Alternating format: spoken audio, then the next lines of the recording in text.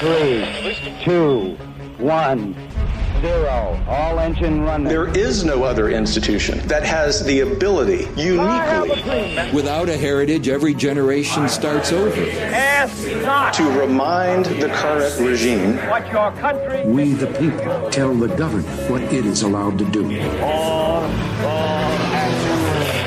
to get back in their box and stay there. Liftoff. We have a liftoff.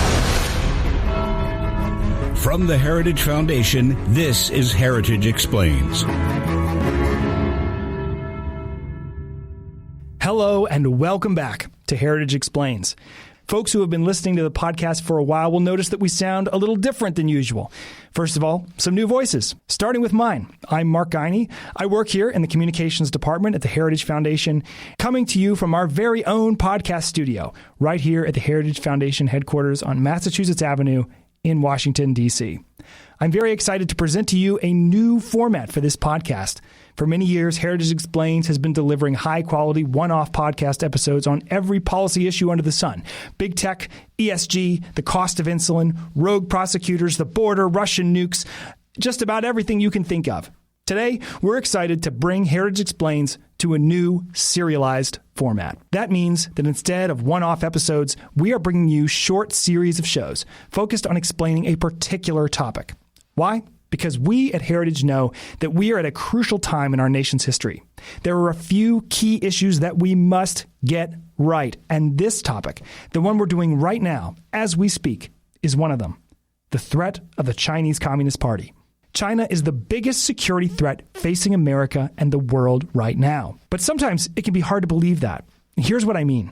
So I'm fortunate enough to be getting married in a couple of months, and my fiance and I were working on a wedding registry. We're trying to be conscious of what we put on there because we believe in supporting small businesses, especially here in the U.S.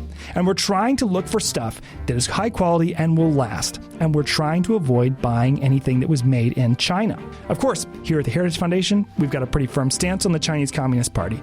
There's been a lot of concern in recent years about human rights issues, economic issues, social issues, and so on. So it made sense to us to try to prioritize made in the USA products. And for a while, went pretty good. 8-quart stock pot, made in Pennsylvania. Wooden spice rack, made in Oregon. Cotton bath towels, made in Georgia. So far, so good. But then we got to appliances. We were trying to find a coffee maker. Now, I'm not talking about a weirdly shaped glass jar that you put some kind of filter in or a plastic thing with a plunger that you press. I'm talking about a regular old, plug it into the wall, put coffee in it, go put your pants on, come back later, there's coffee maker. So we started looking at them. Cuisinart, made in China. Hamilton Beach, made in China. Mr. Coffee, that guy is made in China. Long story short, we couldn't find one that is made and manufactured in the U.S. Same story for food processors, blenders, and so on. So many of these things that we use every day are made in China. Our smartphones and laptops are often manufactured there. American universities host pro-China Confucius institutes. The Chinese Communist Party lobbies our government in Washington. Entertainment giants like Hollywood and the NBA seem eager to bow down to the requests of the Chinese government. And yet we say that the Chinese Communist Party is the biggest global threat to America in the world. We're so connected, and yet so at odds. Why is this the case? For this first episode, we're going to take a bird's eye view of this China situation.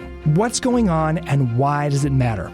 Luckily, I found somebody around here who's got that bird's eye view. I'm Kevin Roberts, and other than the custodial duties that I have very happily, I'm the president of the Heritage Foundation. Are you a coffee drinker? I am. I am a coffee aficionado. Dr. Roberts is the leader of the organization here at Heritage, and I explained my coffee maker problem to him. I'll begin to square that circle by responding to your wonderful personal anecdote about getting married with a personal anecdote from someone, me, who's been married for more than a quarter of a century. And over the weekend, my dear wife, Michelle, was going out to shop for something. And I raised my eyebrows, like, by the way, you should only do infrequently in your many years of marriage upcoming. And she said, I know, not in China. And our youngest daughter, who's a young teenager, when she's shopping for something, says, yes, Dad, I know not to buy it from the bad place. And all that to say, a few years ago, when we as a family realized we had to square our own circle, which is about our own consumption of products being made in China, probably in sweatshops, perhaps only barely figuratively with the blood of Christian martyrs and the Uyghurs. I'm not overstating this. This is an evil, evil regime in all of world history. I then, to get to the heart of your question, had to reckon with a very disturbing reality as a policy leader. At that point, I was leading the Texas group, obviously now leading Heritage, and it was this. This was the squaring of the circle, which is your squaring of the circle. We believe in the free market. I believed my entire life up to that point, 3 or 4 years ago, that America and all of its goodness and persuasiveness and power of the free market would turn China into America. And I woke up one morning and I realized I was wrong. That, in fact, we can't square the circle. The only way to begin fixing the problem is to stop consuming those products. And then on a policy level, which of course is what you and I and our colleagues at Heritage are concerned about, changing policy to understand what time it is in America and what time it is. And I don't do hyperbole. I'm not a dramatic person. It's almost too late to fix this problem. We do have time, and I am optimistic we're going to do it. But the pain that you're feeling with your wedding registry, the pain my wife felt when I raised my eyebrows, don't you be buying that if it's made in China. Of course, she was very happy to not just comply, but she supports this enthusiastically. That's what every American needs to feel as we articulate these policy solutions from Heritage. There's a lot of bad guys in the world. I've noticed that. Syria, Iran, Iraq, there's a whole long list. And of course, it goes without saying, but when we use the term China in this context, we're always talking about the Chinese Communist Party, not the people of China. But what differentiates the government in China from all these other bad guys? Excellent question. I'll try to be succinct. Number one, their economic power. They're sort of thinking about the products we consume, how dependent we are on just the Chinese market. If you're the National Basketball Association, just ask them. They might be the bad guys too, though. But to stick to the question, the Chinese have more economic power by many exponents than the Soviet Union ever did. In fact, the lack of economic power is one of the reasons we were able to defeat the Soviets. Ultimately, Reagan's brilliance in sort of layman's terms was we can outspend them in military buildup and they can't keep up. And their attempt to keep up will bankrupt them. That's what happened. And of course, the social turmoil that followed happened as well. The second thing is their military power is increasing. And, our colleagues here at Heritage are a little more optimistic than some observers in the movement. And I think our colleagues are right in saying, as it stands now, Chinese military power is not quite equivalent to that of the United States, but the trend is really bad. And so something's got to give. Either there's got to be some geopolitical force that causes the Chinese to draw back their military production, unlikely to happen, highly unlikely to happen, or the United States is going to have to be more efficient and effective at our own very spending. But then the third thing is, and I think in a lot of ways, Mark, this is the most nefarious. It is the most nefarious, and it's the most powerful. Chinese espionage in the United States is unlike anything the United States has faced. I'm a child of the Cold War, not an expert in it, but lifelong student of it, and familiar, therefore, with espionage tactics of the Soviets. They were very good. The British are and were very good. The Israelis were and are very good. But the Chinese are particularly potent at espionage. Why? Because they've paired it with American consumption behavior. So whether it is the app TikTok with all of the videos, which of course at Heritage we forswear and we encourage everyone to get off of, whether it is Chinese espionage using American taxpayers' dollars in our universities, or whether it is CCP police who are active in the United States rooting out pro-American behavior by Chinese Americans here in the United States. All of those things, the espionage power, the economic power, the military power, you put those together. And I don't think the Soviet Union at its height comes even close to the power that the CCP has right now over the United States. So we've heard it said here at Heritage and elsewhere in the conservative movement that we've got China wrong. Can you talk a little bit more about that? Yeah, I'll just respond to your question with a headline. We, all of us, like the royal we, got China wrong. The conservative movement, the United States of America, Kevin Roberts, got China wrong. The Heritage Foundation got China wrong. And by saying that, I'm not saying that any of that was poorly intentioned. Certainly not on behalf of Heritage. I don't think I was poorly intentioned in thinking that America is going to turn China into America. I know our friends in the conservative movement were not. And I even give like the remaining reasonable center-left people in D.C. and state capitals the benefit of the doubt on this, because I know I was completely wrong. We just realized we've been duped. And it's because of our goodness as Americans, and at least speaking for myself, some naivete that I just think America's just going to win all the time.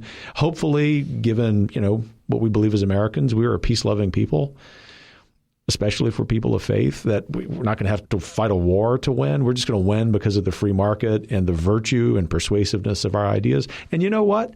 It's okay to admit that we were wrong, because the intentions that went into that were pure. As a people, certainly as a conservative movement, I can speak for the movement. And it's just gratifying to me to see this groundswell of movement away from that incorrect position, born out of a lot of ignorance about Chinese culture over millennia, to a position that still recognizes the beauty of the Chinese people themselves, the culture itself, but knows that the Chinese Communist Party, with its 94 million members, wants America and our ideas to cease to exist. And just hang on that for a moment, if you may. Not just America. I don't just want to see the end of the nation state, the republic known as the United States of America. They want the ideas on which this country is based, which of course date back for millennia, as I often talk about, to go away. We better be prepared for the fight of our lives.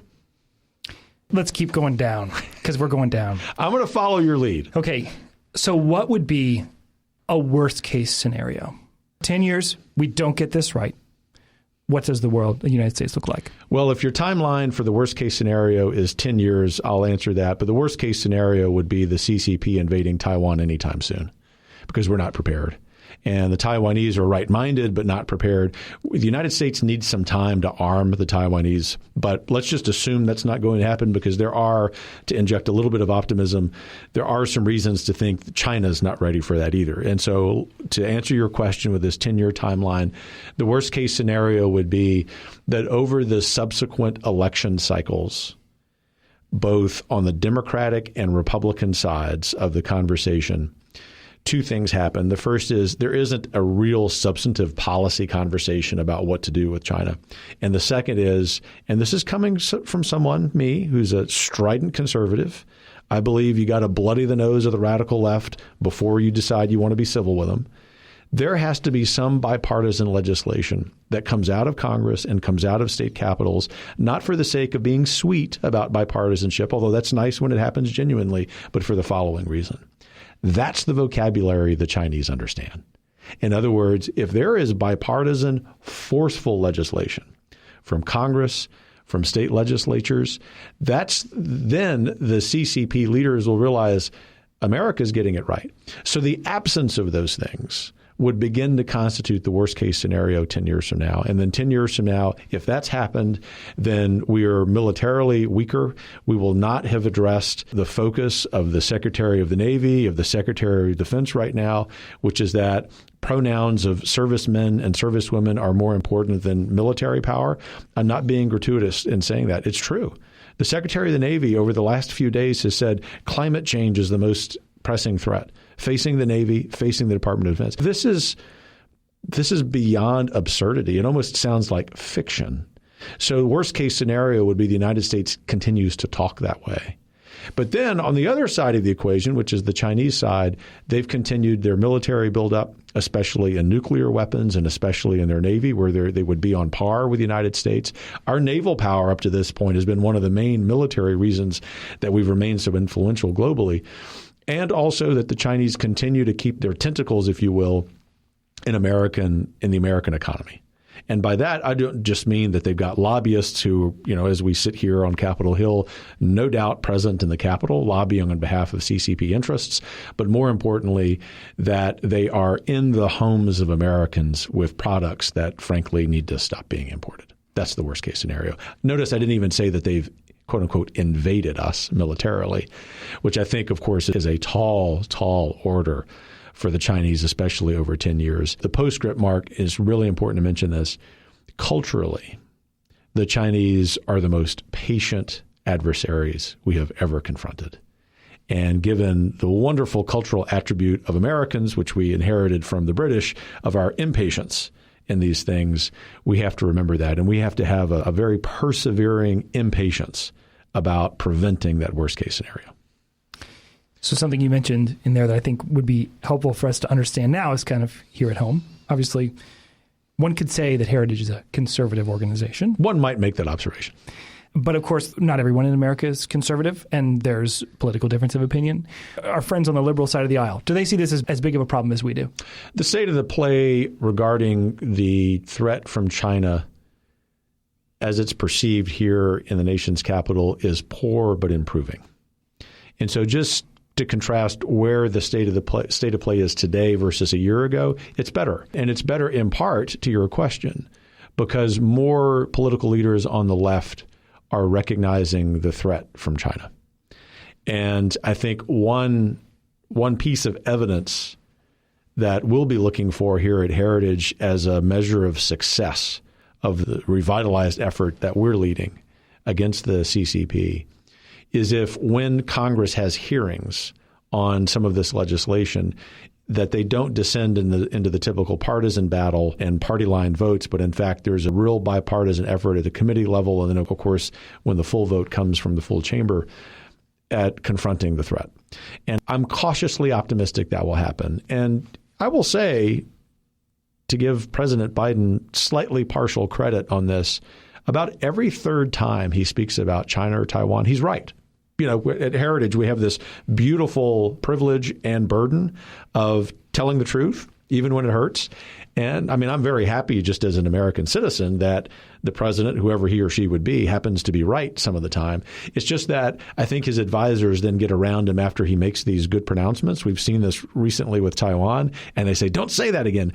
That speaks to what remains a real obstacle on the left, which is they're not quite there. And so one of the things we're trying to do at Heritage is not just give our natural political allies, the conservatives in Congress, the intellectual ammunition they need to fight this battle politically, but also to be really good at messaging, to continue to do what we've always done, which is be very willing to work with people on the left who want to be leaders on this issue. You and I know this. Anyone in this building knows this. If the most radical leftist member of Congress, whoever that would be, walked into Heritage today and said, I'm with you on China, would you help me? Oh my gosh, we would help them as much as we would help any other member of Congress. That's the beauty. And I was going to say this has been my private goal, that something like that happened. Well, now it's public. Not anymore. Yeah. And that's good. And I think that would tell me the following, a recognition that I had because of my friend and mentor, Newt Gingrich, with whom I speak often about this, about China. He said, Kevin, if we can get China right, then all of the issues we're confronting in the United States domestically begin to fall into place. So we begin to realize that's what's at stake with poor education. That's what's at stake with poor tax policy. That's what's at stake in all of these domestic issues. So at the moment, the reason we're doing this season at this time is because we have this China paper coming. And a lot of times for institutions like our own, people are like, well, you're a think tank. You publish papers. So what's the big deal about that? Why are we publishing this big paper? And how is that paper going to lead to action? Well, if I may, a really important caveat. I know some people like the phrase think tank. I really dislike it, even though I've led to and lead, I guess, the largest conservative one in the world, because it does make it sound like we're just sitting around stroking our beards. And we're not. In fact, our policy colleagues know that our rule at Heritage is every word we write in a paper is oriented around policy change. And so sometimes that means we have to write a lot of words. So this paper on China, which frames it rhetorically as a new Cold War, is really long. It's one of the longest papers we have published in a long time. It's a landmark publication. Now, perhaps in the think tank world of old, we might have just patted ourselves on the back for the beauty of that academic product, right? And there is some of that in D.C. It's not here in Heritage. But here at Heritage, every part of that paper has to be the foundation for taking action. And you and I know, hopefully listeners of this podcast know, that paper, any paper that we publish, is just the first step toward effecting policy change in Congress and increasingly in state capitals.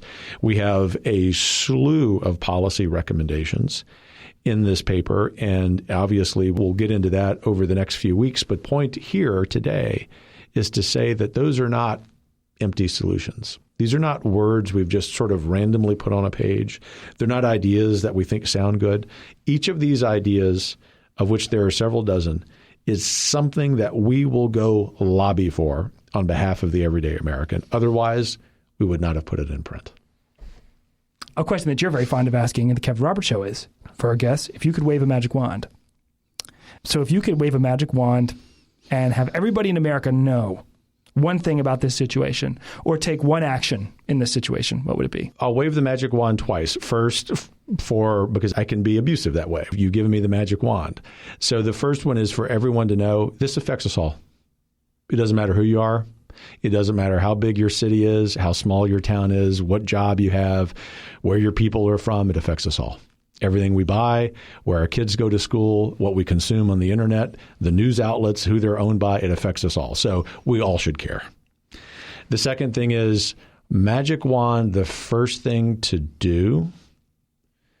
Well, this actually is a really big deal. It is DC focused and it would have a substantive result. But what I also really like is the signal it sends to everyday Americans and especially to Xi Jinping and the people who brought him to power. Forbid the Chinese Communist Party from spending one dime lobbying in the nation's capital of the greatest republic in the history of the world. That's the shot over the bow that would give me confidence we're going to prevail. It's crazy that that's allowed. It is crazy. Even as I'm saying this, I'm thinking, Roberts, people will think you're making this up. I swear to you, tens of millions of dollars are spent by the CCP on lobbying in D.C. And therefore, when, not if, we forbid it, that's when we know America is beginning to win this new Cold War.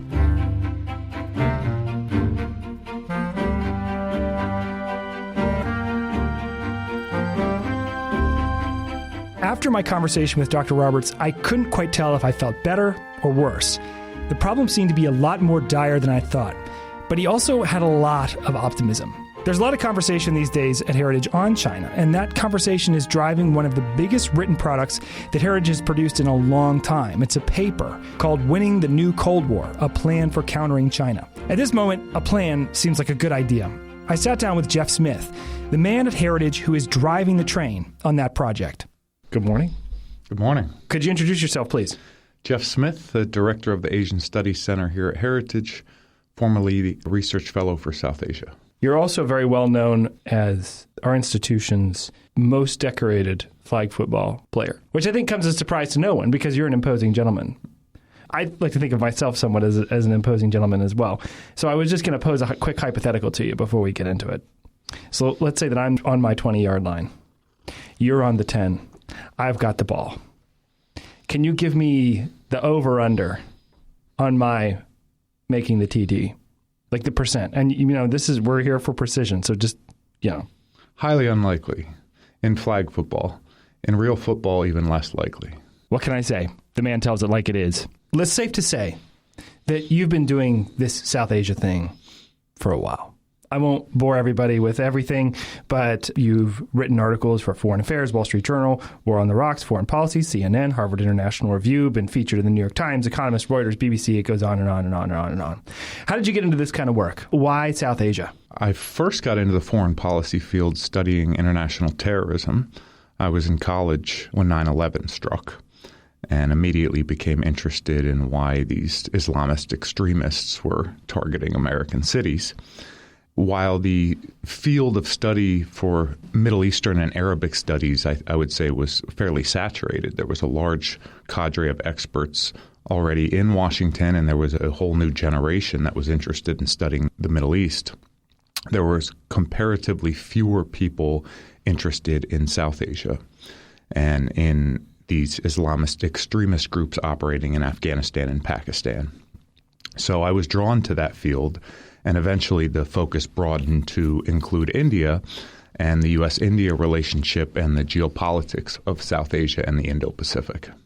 What is it about this region of the world that keeps you interested? Would you ever want to study something else? There's so much going on in the Indo-Pacific, so many overlapping economic and security trends that are relevant to the United States. You've got this rising power in India. You've got China's growing influence, reach into the Indian Ocean, into South Asia. So you listened to Dr. Roberts' interview. Yeah. He had a really interesting response to the idea of, okay, we're a think tank, we write papers. But what's the point of a paper? Which I thought was a very good response. Can you talk about the paper? What's it called? Mm-hmm. What are our ambitions for it? The paper is called Winning the New Cold War, a Plan for Countering China. And this is likely to capture a lot of attention and some headlines because the phrase Cold War is in some corners very provocative. And the point we try to make in the paper is that, first of all, China has been deploying Cold War tactics against the United States for many years. We've been afraid to call it a Cold War here because we fear that will make a Cold War-like competition inevitable. But if you sit down and look at the facts, the reality is China has been engaging in a Cold War against us for some time.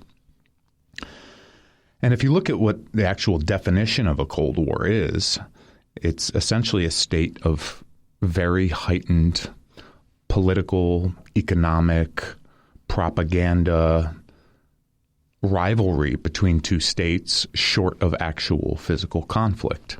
And it's hard to argue that doesn't apply to the state of the U.S.-China relationship right now. Now, people have been reluctant to use it because it obviously evokes memories of the U.S.-Soviet Cold War. And they say, well, but China's different and the relationship is different, and that's absolutely true. But there's no rule that says every Cold War has to be exactly the same, right? Their hot wars take very different forms, and Vietnam looked very, very different from World War II and looked very different from the invasion of Afghanistan. This Cold War likely will look different from the U.S.-Soviet Cold War, but that's okay. I think it's also important to remember one of the defining characteristics of the Cold War was that we didn't go to war with the Soviet Union.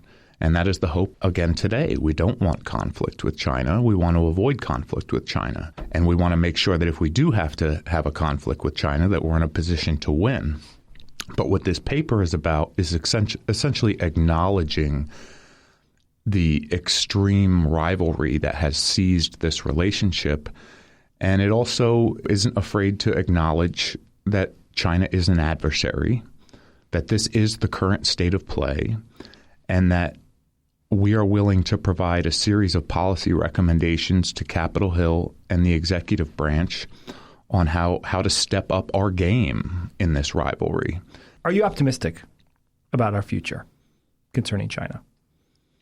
I'm always optimistic about America's future.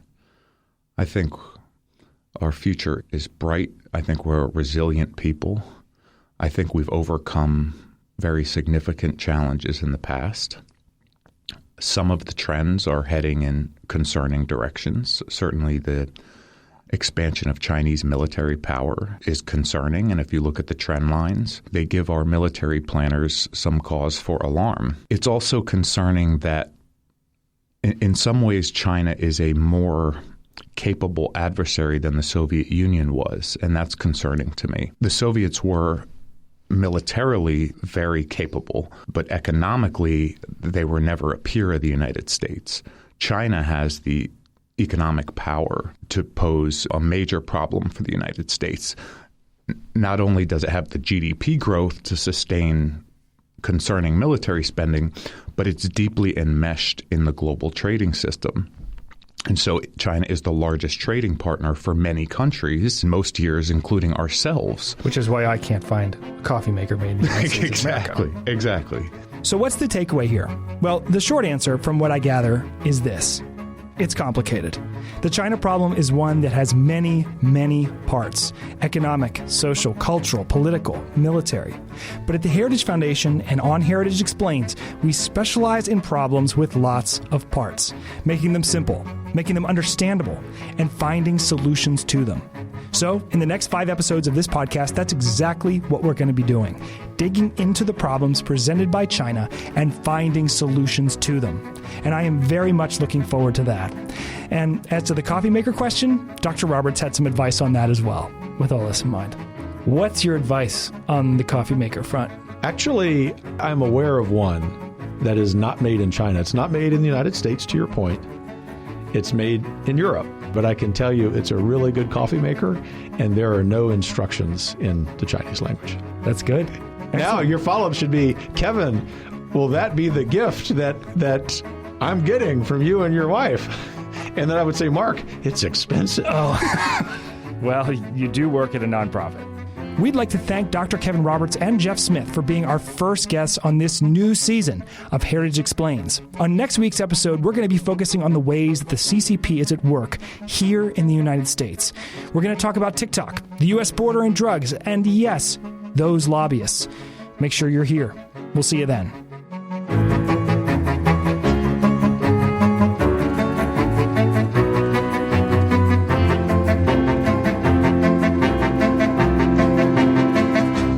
Heritage Explains is brought to you by more than 500,000 members of the Heritage Foundation. It's written and produced by Mark Gagne, Lauren Evans, and John Pop. Production assistance by Alexa Walker and Jeff Smith. Special thanks to Dr. Kevin Roberts.